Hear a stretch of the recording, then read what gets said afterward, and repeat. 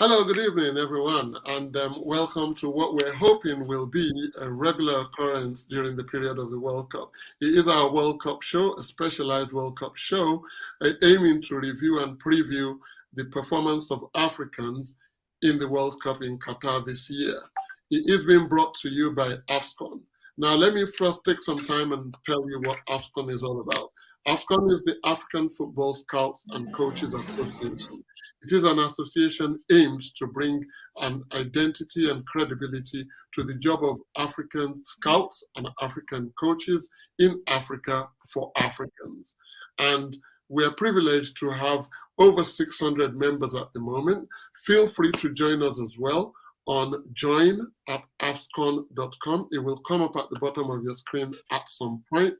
And also subscribe to our YouTube channel at AFSCOAN AFC.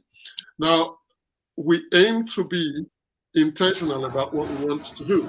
And all the time, we intend to bring in members of our association to be guest speakers during the show. We can do it because we want to show the world that we're able and capable of doing it. Right now, we have got our member, Daniel Honor Ibezim, a member, an esteemed member of AFSCOAN, a head coach of Honor Football Club in Nigeria, who is going to be our guest on this show. Daniel, you're welcome. Thank you for having me. It's a pleasure to be Daniel, here. Well, it's an exciting time. It's an exciting time for the world of football generally, of course. As you know, AFSCOAN is big. We have got our tentacles in all parts of Africa, but most importantly, we have got esteemed members from the beautiful country called Nigeria. Now, we're going to come into Nigeria very shortly. However, at the moment, we would like to know, what are your thoughts on what is going on in Qatar at the moment? I bet you wish you were there.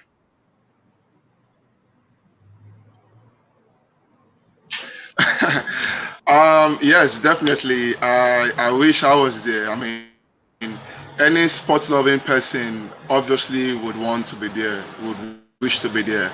But I've taken the time to watch lots of reports about the World Cup, about the preparations that Qatar had, going forward to this World Cup. I've watched a number of shows about it. I want to congratulate them because organizing a competition of this level, it's not easy. They've spent over $200 billion, which shows that they're very serious about this. They actually wanted this, and in a couple of hours, we would see, everything get started. And obviously, I'm expecting to see a very good World Cup. I'm expecting to see something that the fans will be happy about, because at the end of the day, the fans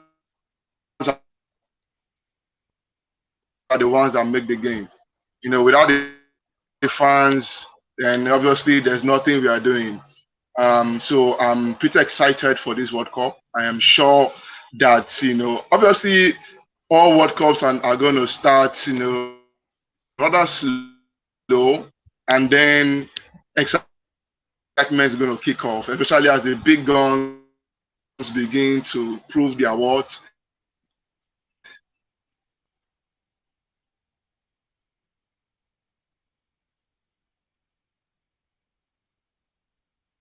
Get more excited as the tournament carries on. So I'm expecting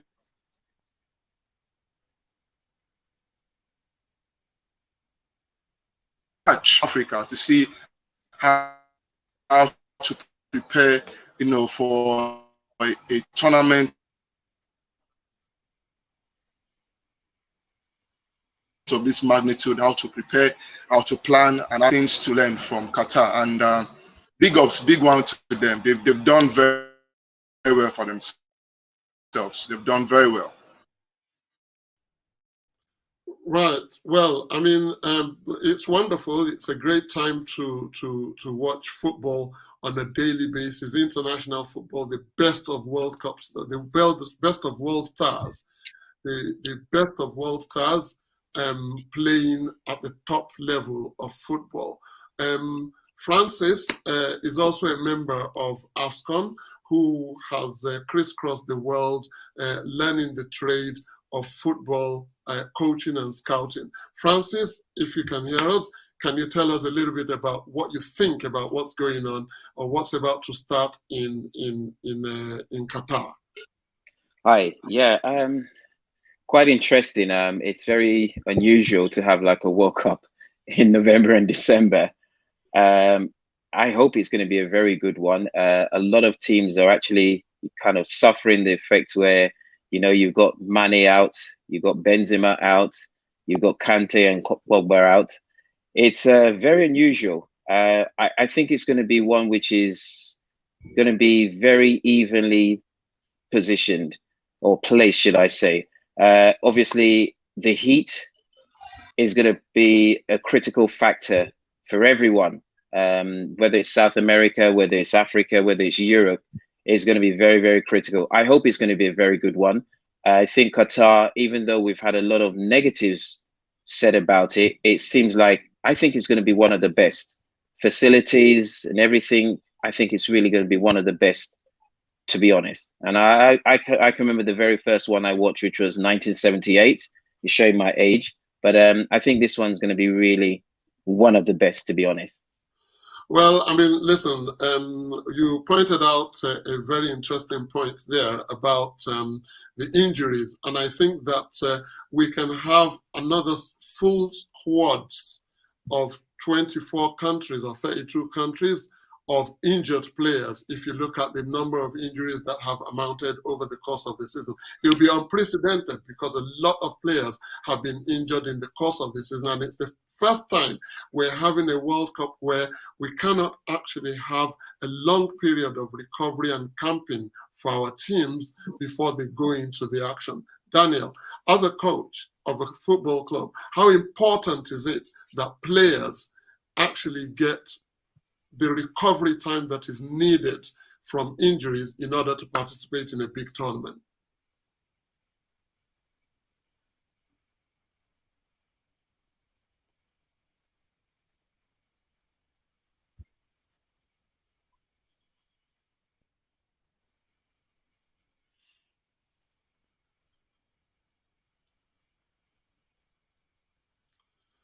I'm going to take that again. I'm going to take it because we seem to have lost Daniel there. Okay, yeah, that's a very good question. Okay. That was one of my biggest in that big same worries, leaving club football straight up to the World Cup, no time to recover, no time to rest, and that's where you see players like Mane getting that injury. You've seen other players getting injured. It's not really good because this. Okay, can you hear me now? Can you hear me? Carry on. All right. Let me just repeat. Francis, over to you. Yes. Recovery of players. The recovery of players. I just feel, I always look at it as a coach, you've got to really sort of, from the onset, be prepared that you're going to have injuries during the season. So as regards to recovery, I think you can't, if you my one is don't lay too much emphasis on so many players. I know teams have star players, and as a result of that, they kind of think, right, these are the ones that will carry us through. From my coaching ability, I like to think of, yes, we have star players, but what if something happens? And it's the what if that I tend to sort of concentrate a lot of and saying, right, okay, this can happen to this player, that can happen. So we need to build it up on a squad. So therefore, if it does happen, there's always a backup. As regards to recovery, I think you just have to treat it like any season. You do have players get injured during the season. How do the teams cope? They always have a plan B or a plan C. So regarding recovery, I just think let's just take it. Yes, it's a different tournament. It's the World Cup. but we still have where you have, take for instance, in the UK, you have the Premiership, but you still play Champions League, you still play Europa Cup. How do you cope when you have an injury? There's always a plan B. So for me, I just think just take it in a normal way. It's just the World Cup, but it's another tournament. We've got injuries. How do we cope and move on from there? A lot of negativity has surrounded Qatar, as you've mentioned earlier on. A lot of stuff about the human rights, the migrant workers, and it's not been helped by the established authority like FIFA weighing in and talking about the migrant situation and talking about Europe being what they are and all that. The FIFA president made some really, really inflammatory statements, Francis, yesterday about the fact that, the exploitation of Africa or migrant workers by Europe for 3,000 years gone makes it unjustifiable for Europeans to complain about migrant workers and all that this year. There's also the issue of the rules and the laws of Qatar itself as a nation in terms of homosexuality, for example, alcohol. There's so much around Qatar, so much. I was involved in the bid that lost out to Qatar. I was working for England in the bid to host this tournament or the 2018 one, and we lost out to Qatar. A lot of allegations and claims of bribery, corruption, and all that. Now, how does a country like Qatar survive and build a legacy from this World Cup? Because it's not only about the football tournament, it's also about what happens afterwards. How does a country like Qatar build a legacy and reconnect with the world that has been alienated from them because of all these controversies? Good question. Tough one to answer, to be honest, because if you look at it, FIFA knew where they wanted to take the World Cup to originally. They knew they wanted to do Europe, Africa, Europe, South America, and then to the Middle East. So obviously they were fully aware of all these problems which are at hand. I mean, it's not just something that's just started overnight. It's been there. If I may be able to deviate away, you still hear the same things being said in Dubai. You hear the same things said in Saudi Arabia or in Kuwait. These things were already known that it was an existing problem, but they chose to take the World Cup there. I feel I know it may seem a bit harsh, but let's just enjoy the football. There are so many other things happening around the world which we still haven't dealt with. And it seems to be now we're dealing with the Qatar issue, what happens afterwards. If I may deviate slightly away, Russia were given the 2018 World Cup. But what's happening now with Russia? And is anyone really saying anything about them? So I understand where everyone is coming from. I know it's harsh and I don't want to seem very unsympathetic, but let's just enjoy the football.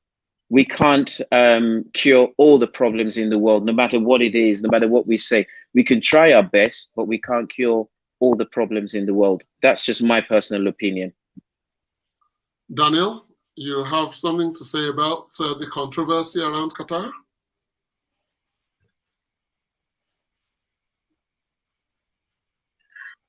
Yes. Generally, people always had raised eyebrow when Qatar won the bid to host the World Cup. But like Francis have said, FIFA knew, and I think everybody generally knew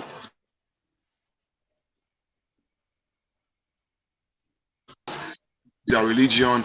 It was a hint on how it was going to play out, and no surprises there. We've seen some kind of things come up, like no beers in the stadium, no public show of affections, things like that.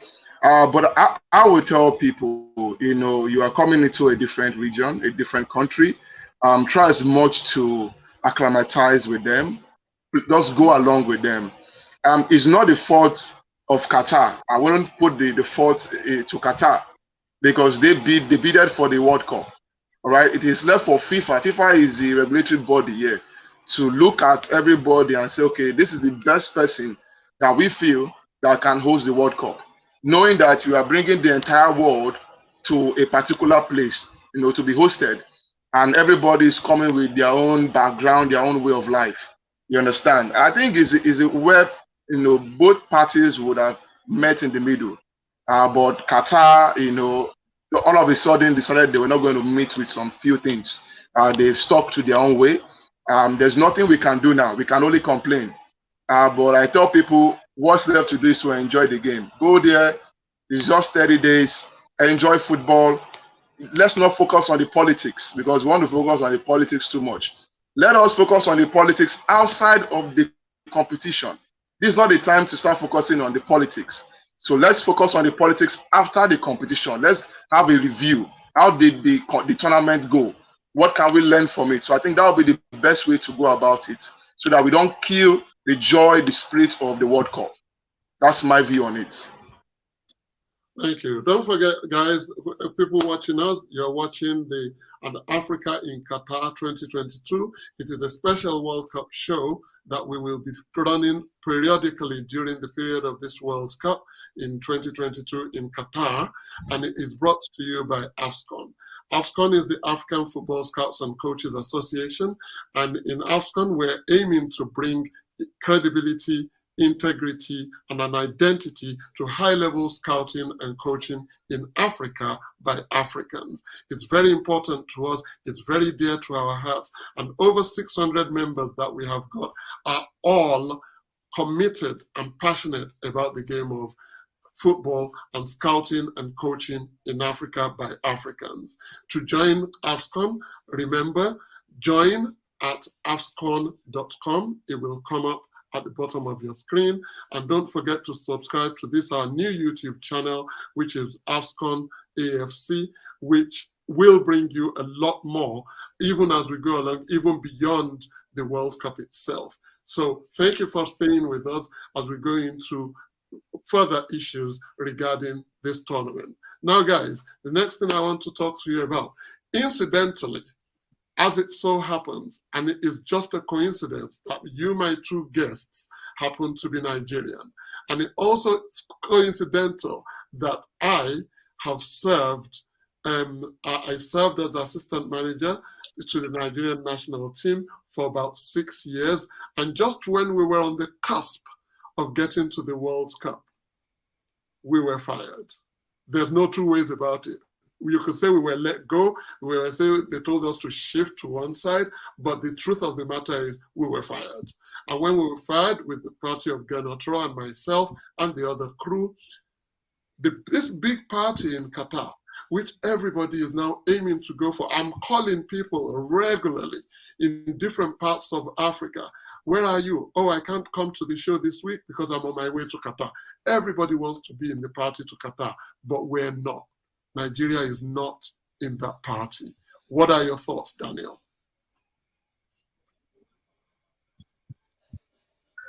Okay, so I remember the sacking of Genotro because that's basically what it was. I raised objection to it on my Facebook platform because I knew it was so sudden. And again, I don't like coaches being sacked, especially when you are in the middle of a qualifiers. This guy already taken us to the top of our group. We had only Ghana to defeat to go to the World Cup. Yeah, people said they didn't like his pattern of play, and I felt that was a very silly excuse because, one thing in football, you don't need to play fancy football. Not everybody's going to play tiki-taka. Genotro was giving us results, and basically in football, that's what you need.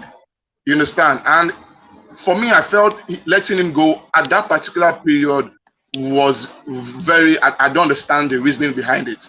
And Eguavon came in, and again, it was too sudden because, again, when a coach goes to a team, he has to understand the team, understand the players. It's better for a coach to go in when there's no serious competition going on. You understand? So he can acclimatize with the team, they can know his style, know his pattern, and then they can, begin to get results. But going into a very decisive game, home and away, for against Ghana, our arch rivals, it was a lot of confusion in the team. We lacked that stability going into that match, and that cost us. It cost us. Already the signs were there in the Nations Cup already, and I knew that when we lost to Tunisia, I knew that, man, it's going to be difficult for us against Ghana, and it happened. So it's nobody's fault. It's our own fault. We didn't do our homework very well. We can't blame Ghana. I mean, everybody wants to go to the World Cup. Ghana did their own homework. They planned, they executed their plan very well, and they're in the world. And if I look at the friendly we had with Portugal, I mean, I don't really believe that if we were at the World Cup, we are going to perform anything, because trust me, how many managers have we changed now in the space of 1 year? That's not a sign of a serious country. When it comes to football, it's not showing any positives for the fans, because it's telling us that we are not sure of what we are doing. When you're changing managers just like that, it's unheard of when a national team for a country is just changing managers. It's not club football. There has to be a certain kind of stability to the team, and for us we just have to plan ahead. US is hosting the next World Cup. That should be the next focus. We can't get it wrong. We have to get it right. So we have to learn from the mistake, and we have to just put that behind us and make sure that we get everything right, for the next World Cup. Francis, on the 16th of November 2021, Nigeria played their last World Cup qualifying game against Cape Verde in Lagos, played a 1-1 draw. On the second day, the 17th of November 2021, Ganatra and myself were invited in for a meeting to go and talk to the hierarchy of Nigerian football, to say that although you've qualified us for the AFCOAN, although you have qualified us for the final stages of World Cup qualifying, your time is up. You need to go. And a year exactly to the day was 2 days ago in Portugal, in Lisbon, where Nigeria played Portugal. And the result was nothing short of embarrassing. It was 4-0. The performance was lethargic. And I have to say, I was sad. Now, I'm saying this to you, Francis, because I want your take on it, because I will tell you why I'm sad. I'm not sad that we were shifted. Coaches, the biggest problem of the job of coaches is that you always have to expect the sack anytime. But what makes me sad is the fact that I was watching a generation of football players of Nigeria who may never get the chance to play in a World Cup again. I look at Alexi Iwobi. I look at Trust Ekong. I look at Joe Aribo, all boys that we brought up when we were starting in the job in 2016. They are 26s and 27-year-olds now, and they didn't get the chance to go for the World Cup because of what I call the costliest and the silliest mistake Nigerian football made in modern times. Now, by 2026, these boys will be in their 30s. Not a lot of them will still go for a World Cup because Nigeria is a budding talent, is a brewery of talent. More talent will come up. So you cannot guarantee that Alex Iwobi will get a chance to go to the next World Cup. He will ruin his chance. And there's a whole generation of players, Ola Aina, Tyrone Ebuehi, a lot of them that we brought up that were not able to make the World Cup. Francis, what do you think? We're not in this party. We're not in Qatar. And the reason Nigeria is not in Qatar is because, in my mind, because the wrong decision was made exactly a year ago to the day. Right. I'm going to give you a very honest opinion. I think with the Nigeria Federation, we do a lot of things on a knee-jerk response. We were coming along. It wasn't the best, but we were building and building and building. And I mean, you've introduced yourself. I didn't actually know you were part of the backroom staff, so I don't want to seem biased towards my opinion. But he was doing well. He was getting the young boys. He was building a generation. To me, it seems very much like what Arteta is doing at Arsenal. You know, the last 2 seasons haven't been the greatest, but now everyone's shouting Arteta, Arteta, one of the best, because the Arsenal board took time. They gave him the backing, they gave him the finances, they gave him the time to develop a team. That is what I feel should have been given to yours guys. You should have been given that opportunity. It's we how would I say it? We don't have right now in Nigerian football, we don't have a vision of where we want to be. The Ghana game, I was actually there. I mean, you've been to Accra, you held out 0-0, you came to Lagos, I mean to Abuja, and it was just a simple task, to be honest, which was get one goal, shut up shop if you have to. It doesn't have to look beautiful, but be in Qatar. Now we're all sitting here now and we're all saying how wonderful it is to be in Qatar. If we had just done the basic stuff, we would have been there enjoying it. I'm not saying we would have done very well, and that's going to be honest, because if I look at the group that Ghana's in, it's a very tough group. And I'm going to read something from you, and I don't know how true this quote is. This is from Bruno Fernandes. He says, our match against Nigeria was not on the standard we wanted. The level was not on a world-class required standard. So here in Qatar, we will face the world's best. We wanted to play a tough national team, but all of them were already occupied. Nigeria was the only one available. They didn't test us at all. Now, the game itself against Ghana, for me personally, as a coach, I wouldn't have given 3 new debutants on such a high standard game like that. I felt it's a no. I would have brought them in later on, but I wouldn't have given them a debut as such. But considering you've got to understand certain things, the factors are like, it's a new stadium. They've never played in that stadium before. The heat, and the 3 that were given were European-based players. So they would still have had to acclimatize to the Abuja heat, which they really couldn't do it within how many minutes? A lot of things were they brought old players back in this last game. And I think with what your team were doing, or the previous manager was doing, was to bring in youth and build for the future. Even if we hadn't made it to this World Cup, but we would have still had something like, okay, we're building, we have a vision in hand. I don't think right now we actually have a vision in Nigeria. And that seems to be the problem. If we look at it now, what we should really do is probably go back, and it's something we're looking into, is going back to the under 15s. So by the time it's next 2026, 2027, we've got a good team. These 15-year-olds will be in their 20s. Spain did it. France did it. Argentina did it. Italy did it. Even Germany.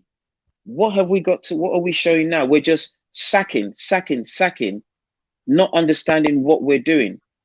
So for me personally, I feel it was a shame he got sacked, or the team got sacked. I think they should have just left it. If they hadn't qualified for the tournament, then start a new era if they wanted to.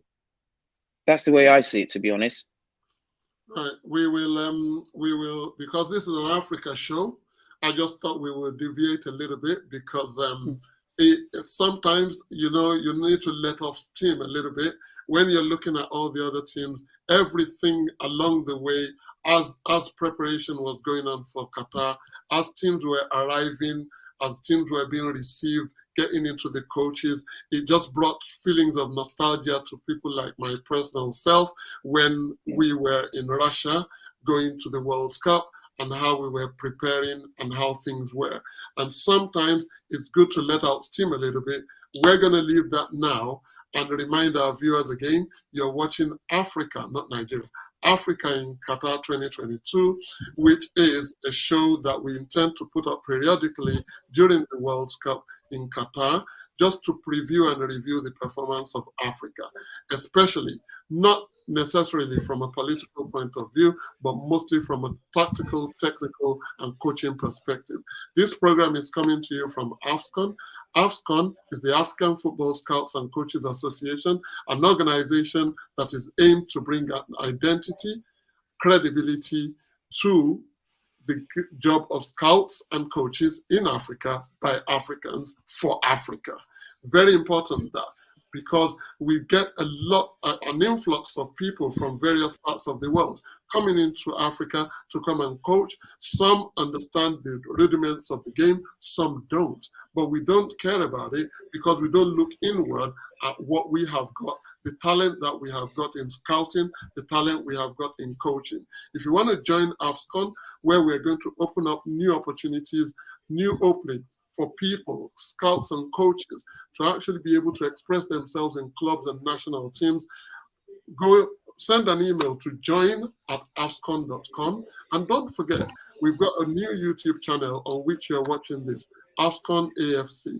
Subscribe to it so that even beyond the World Cup, you will see more of us. Now then, Nigeria, Bruno Fernandes has wrapped it up. Painful to hear, but he said it as it was. So we're no longer in the Big Five.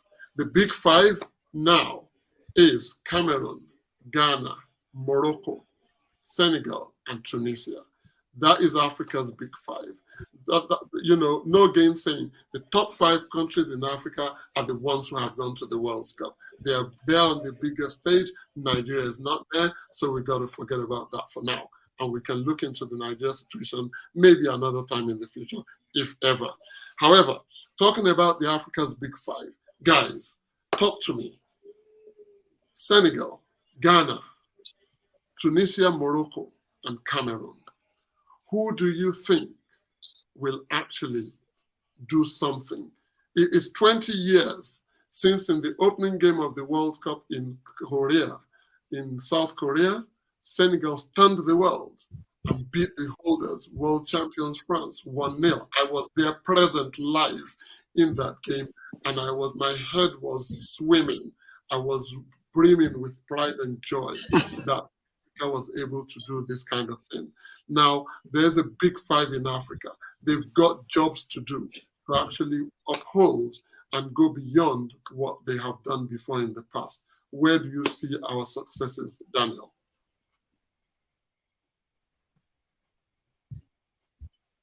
All right. First off, I think the 5 countries representing us, I think they are pretty much the best that we have right now going to this World Cup. There's no doubt about it. Looking at all what the results they've gotten, the past few games, their friendlies, even the qualifiers, I think we can be sure of something from them. Me, I'm personally looking at 2 countries that I know that would most likely leave the group stages and put up a good fight. Senegal and Cameroon. They are pretty much very used to this. They have a very good squad. And again, something that is even interesting to me is that all coaches of these 5 teams are African coaches. So there's no foreign, no European-based coach, coaching any of these sides. So these coaches, they know their boys, they know the game, they know what they can do. I'm expecting and Cameroon just because their groups and the kind of squad that they have. Ghana have a good squad, no doubt, but it's a very tough group they are in. It's not an easy group. Of course, there are going to be surprises here and there, and that's the beauty of football. Now, I can pick Cameroon and Senegal, and maybe Tunisia has something up their sleeves. And of course, we want them to surprise us. And that's the beauty of the game. I want to be surprised. I want to be taken unawares. One of the beautiful things about football is seeing underdogs win. And that is what I want to see. I want to see the underdogs say, hey, we're not just here to be among the numbers. We want to show that we have quality. We know how to play this game. We want to win. And basically, it's about the desire. Once they show that they have the desire to win, we're going to see it in their performance. But for me, I am picking Cameroon and Senegal to move out of the group stages to the round of 16 because of the quality they have. Yes, we know for Senegal, Mane, he has an injury, and it's obviously a big blow. He's one of their biggest players. But I always say something, one man is not going to be the entire person to carry the team. Everybody has to pull their own weight. They have Gueye, they have pulling. You know what? We have a player injured. Let's do this for him. Let everybody contribute their own quota, to the game, to the team, so that we can achieve their desired result. So I think it's going to be a good one for Africa. I think we can see 2 teams from Africa going to the next stage, to this round of 16, and it's very much possible. Thank you, Francis. Obviously, we've got the Big Five in Africa. It's wonderful, but with Daniel's talked about 2 teams making it out of the group stages. My question to you is, what is the furthest do you think that any African team will go in this tournament, given the talent that is there, given the competition, given everything, considering everything, the management style and everything? Where do you see an African team? We've had a few instances. 1990, Africa got to the quarterfinals with Cameroon. 2010, Africa got to the quarterfinals through Ghana. 2002, Africa got to the quarterfinals through Senegal. Since then, though, since 2010, it's been quiet. We've only gotten out of the group stages. In Brazil, it was Nigeria.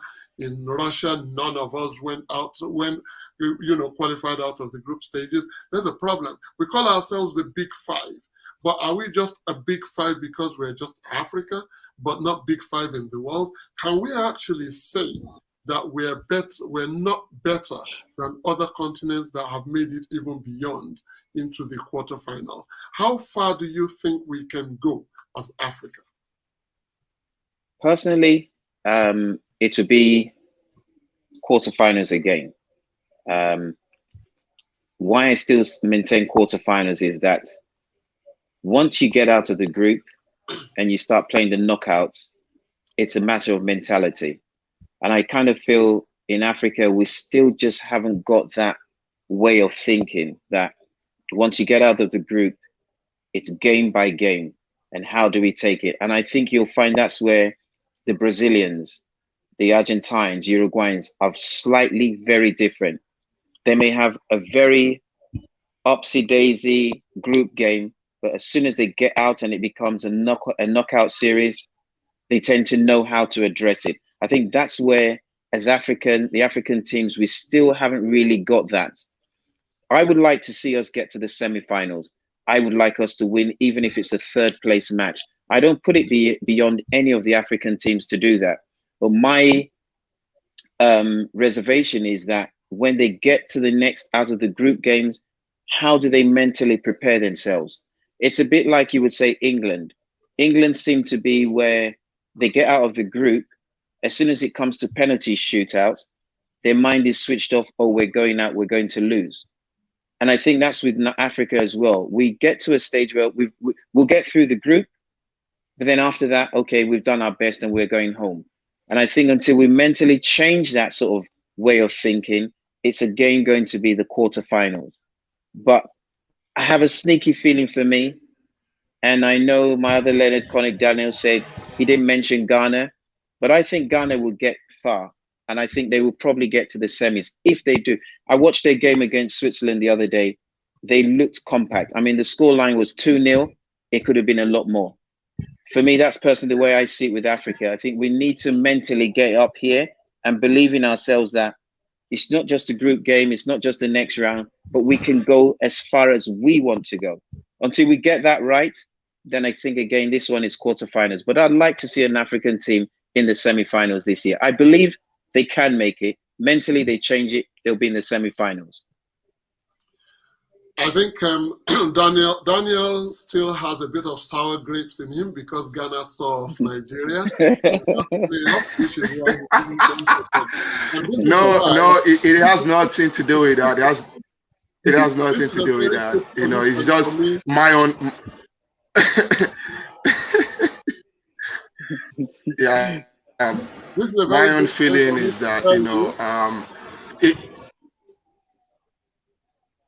it's a tough group. I don't see them going through it. I don't see they could surprise me. Yeah, but okay. I don't see them going out of the group.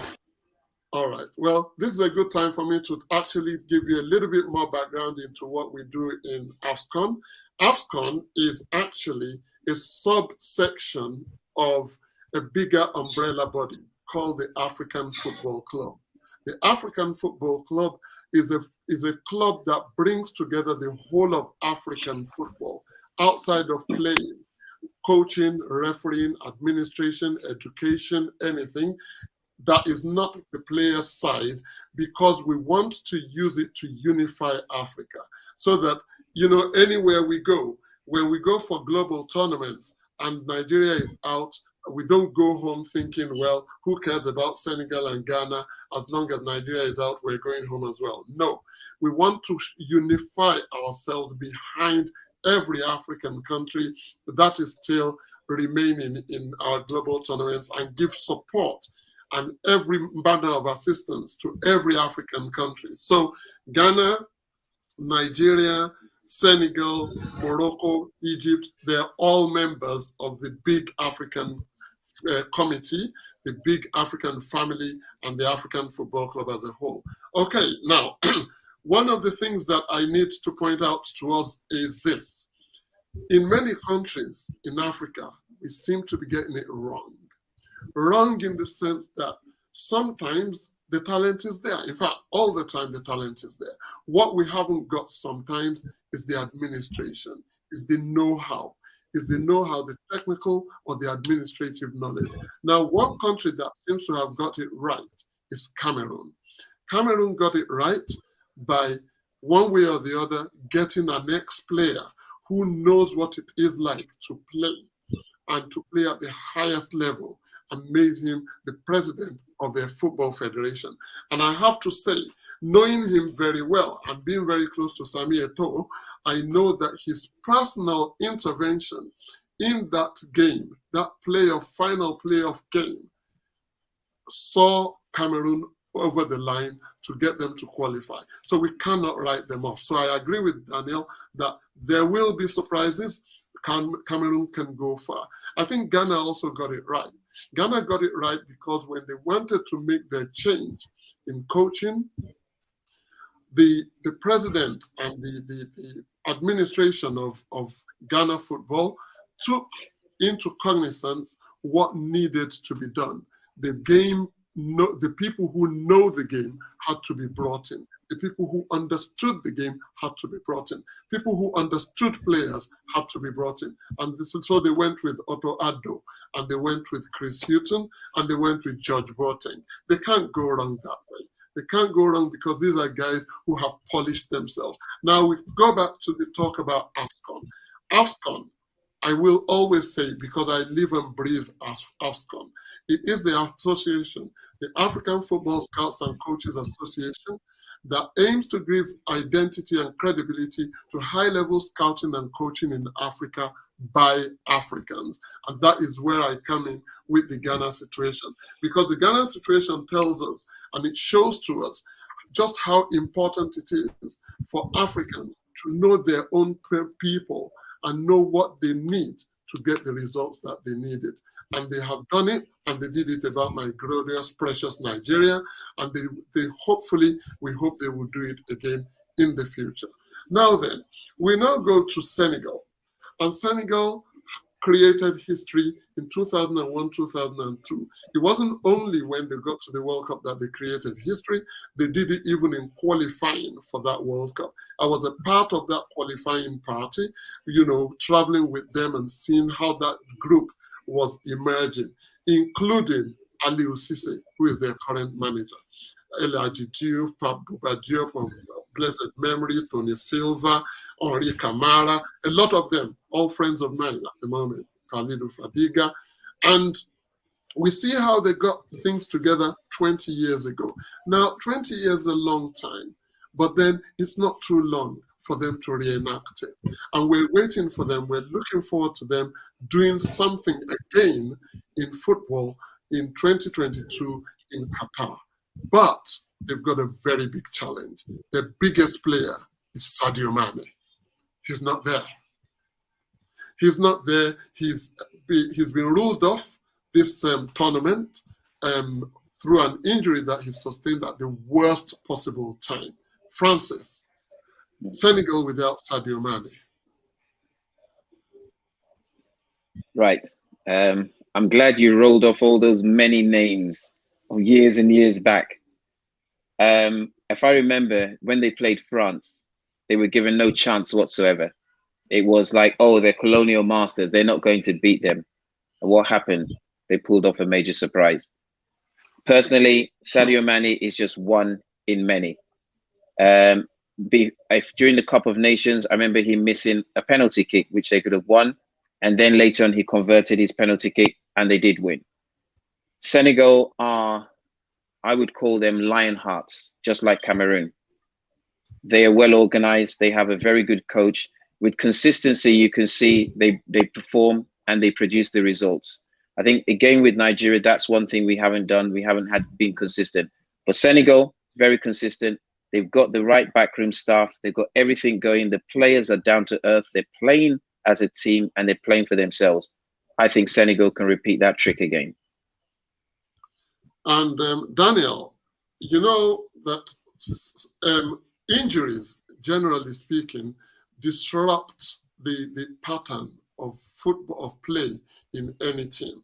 You know, you make your plan, you set your stall out, you say this is how you want your team to be. We're going to play 3-5-2, and we've planned and we sit down in the coaching rooms, in the coaching offices, and map out our strategy all the way through. And then all of a sudden, the big boy that we're actually hoping to play around and to play for is not there. Now, as a coach, it's easy to say, let's plan ahead. We can plan ahead. We can have a plan A and a plan B and a plan C. But really and truly, as human beings, how much of a jolt will it be to somebody like Aliou Cisse, from which he's got to pick himself up immediately and show to the rest of the team, even if he wasn't feeling that confident, that, no, it should be okay. There are players that can take my place. It's a good question. There are players that are just big. There are players that are symbols of a team.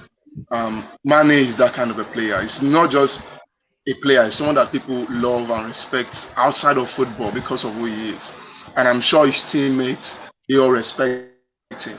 And he's someone that has that influence. There are players that have that influence in the dressing room, that once they are there, they may not even be playing, but their presence is enough to, uplift the spirit of the team. And so it's a big blow, him not being part of them playing in the World Cup, because obviously there's no how they're going to miss Sadio Mane. There's no escaping it. If he's not playing, it's going to be felt.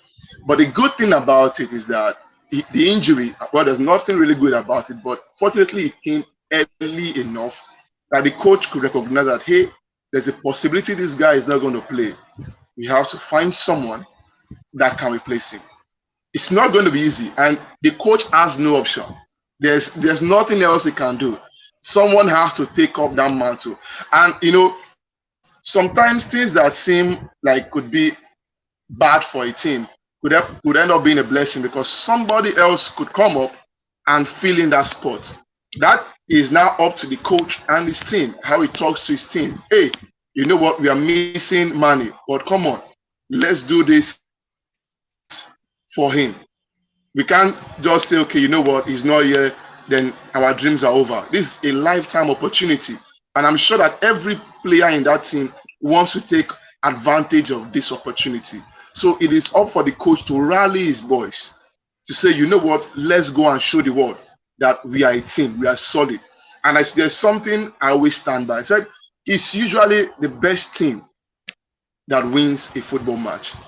A team may have all the best players, but if they cannot come together as a team to play, then that's where you see upsets happening.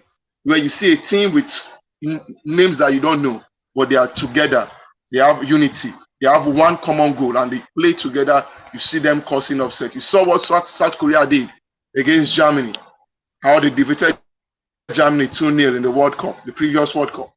So it's always a team effort. The coach has to pull that spirit for his team and say, you know what, boys, let's go and do this. Mane, we can keep talking about, oh, Mane is not going there. It's two things.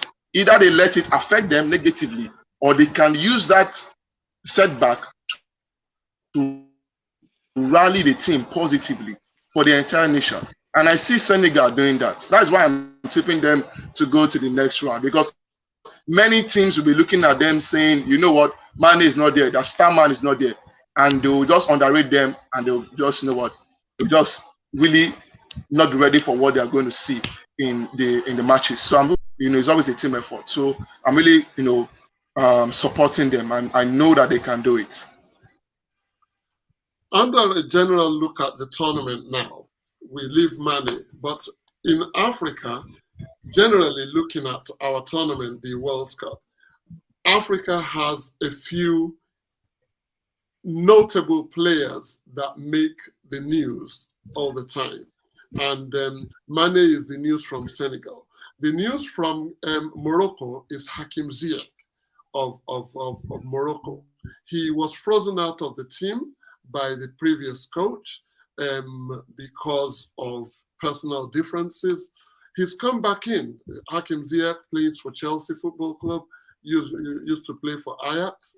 And by the way, I'm a Chelsea fan, so, I know him very well. And Hakim came into the Morocco team, and he's integrated himself very well in the team, scored an absolute screamer in the last friendly they played about 2-3 days ago. And not many people are talking about them. But I'll tell you something. One of the biggest prides, we're jealous of it, of African football at the moment is coming out of Morocco.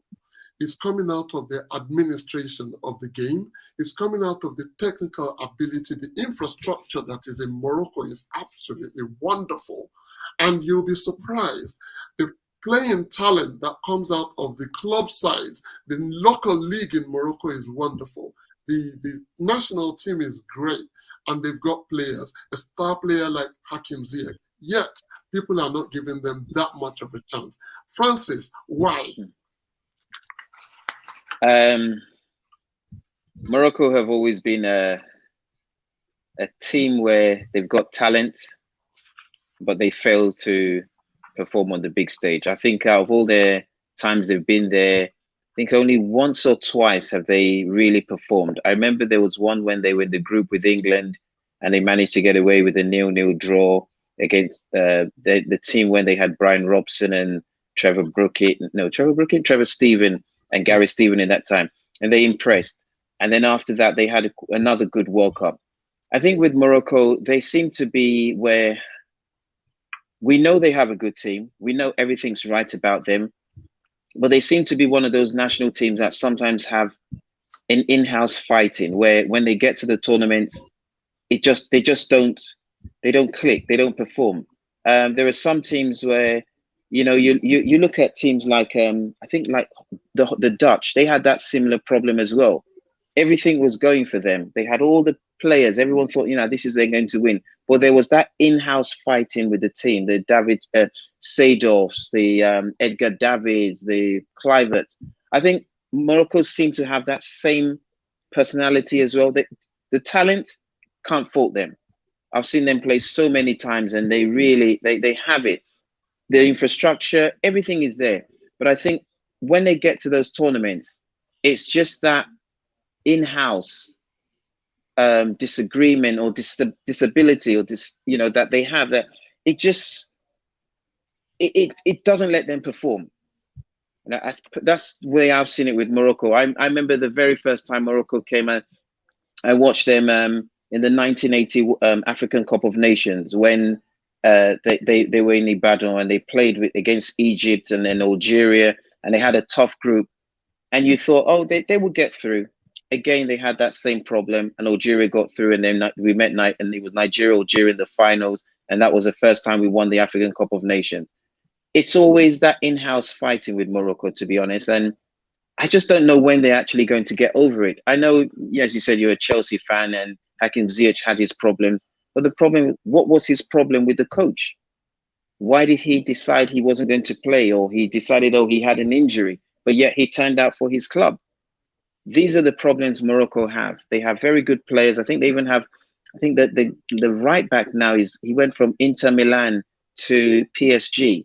He's a good player as well. They have players around the world. Even their league is very well run. Same with Tunisia and Egypt. But it's that in-house when they come together as one. It's like they don't just like each other, and that's their problem. If they could get that, eradicate all that, they'll be a very good team. They will go far. They are one I would consider a dark horse in this Qatar World Cup. They've got a group that is quite tough, actually. They're going to be playing against Belgium, Croatia, and Canada. Now, I mean, on account of what happened a few days ago, Egypt that didn't even qualify for the World Cup. Exactly. So, hey, yeah. Anything can happen. Now, we're going to spend the last few minutes talking about just having a general look at the tournament as a whole.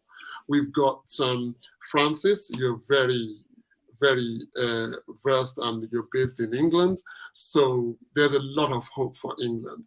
Having gotten to the finals of the European Championships only a year ago, what more is expected of England than to go all the way and win the World Cup for the first time in 56 years? We've got a France team that is holding the tournament at the moment, holding the current trophy, but are missing quite a few players. No Kante, no Benzema, no Pogba, no Nkunku. Oh, that's a bit difficult for them. We've got a Germany team that is in transition, and we've got a Brazil team that's probably got about 30-odd, late 30s players in their squad. Where do you see the favorites? Where do you see the pretenders in this tournament? Daniel.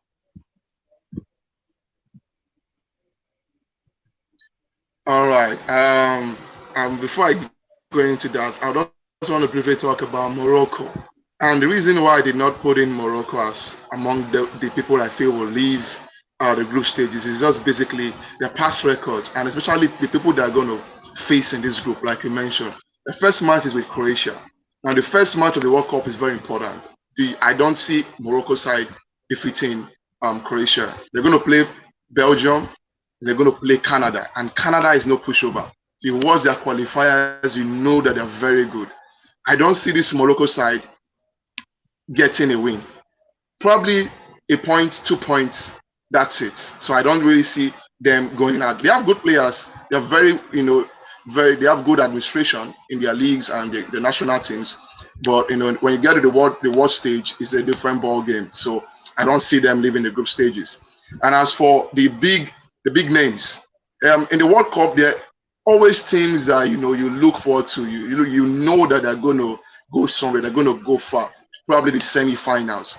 Names coming to your head: Argentina, Brazil, France, because of the quality of players that they have. But then when you begin to really pick on these teams, you look at the injury scares they've been having. You see a Benzema that is not quite 100% sure is going to play. You begin to worry about what's happening or what's going to happen to them, because to be honest, we also know about what happens to teams that win the World Cup. You most likely tend to lose out in the first round.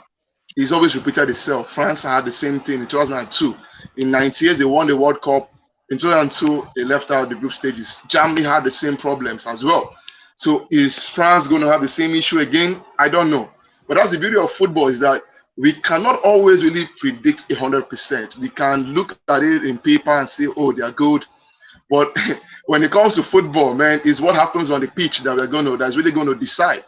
And so France, they're a bit shaky now. I'm not really looking at them going to the semi-finals. They're a bit shaky. And the lack of that squad depth, especially in the defensive midfield, you see Pogba, you see Kante not going. Trust me, they may have good players going up front. But when you go to the quarterfinal, where you're going to play a team that's good as you, and then their attack is also going to be hitting your defense very well, then you see that it's not just about your attack. You have to be solid in every area, of the team. So it's a very difficult one. France, most likely, are going to go to the quarterfinal. It's very much going to happen. I'm expecting to see Argentina there. Brazil, obviously. England, probably in the quarterfinal as well. They have a good side, but the problem is, they also having the squad issues, in picking up the players. It's very funny, in this England team, lots of talent, but having to select players from a huge pool of talent is a very difficult one for any coach. Um, a nation like Uruguay is a nation people are not really talking about, but they have good players there. They could easily go to the quarterfinals, semifinals, but people are not paying attention to them. For me, Belgium, I don't really see Belgium going too far in this competition. I think their golden generation it's almost over for them. I don't see them going to the semifinals. People are tipping them to reach the semifinal, finals, but I don't see that happening. I will be surprised if I see Belgium in the semifinals. So it's a lot of teams are there, but I think I would be seeing Argentina in the semifinals. Argentina, Brazil are the two teams that are most likely going to go there. Portugal, I think they're going to be out in the quarterfinals. I'm sorry for Ronaldo fans. I don't just see them. And again, most of the teams having really old players. The temperature, the weather, it is you can see that they're going to really suffer. Most of those players are not used to this condition, so it's going to show a lot of physicality. Teams that can really weather it out, that have the endurance to pull through, is going to be a good one for them. Aged players, it's going to be one of the big problems. How to survive the heat in Qatar. So there are a lot of dynamics that if this World Cup was held in Europe or Asia in June, July, probably my predictions would be a bit different. But it's in a very, very different situation. So the dynamics are just different. Nobody can easily predict. But I don't see many of these big teams like France and Belgium. I don't see them going to the semifinals. If I'm to put my money on them, I don't see them going to the semifinals.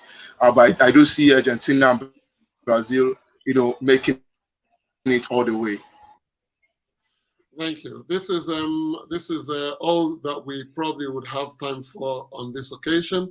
It is Africa in Qatar 2022, a review and preview of African performance in the World Cup, brought to you by AFSCOAN, the African Football Scouts and Coaches Association, that association that aims to bring integrity, credibility, and an identity for African scouts and coaches in Africa for Africans. I will go with I want Argentina to win it for the sake of Messi.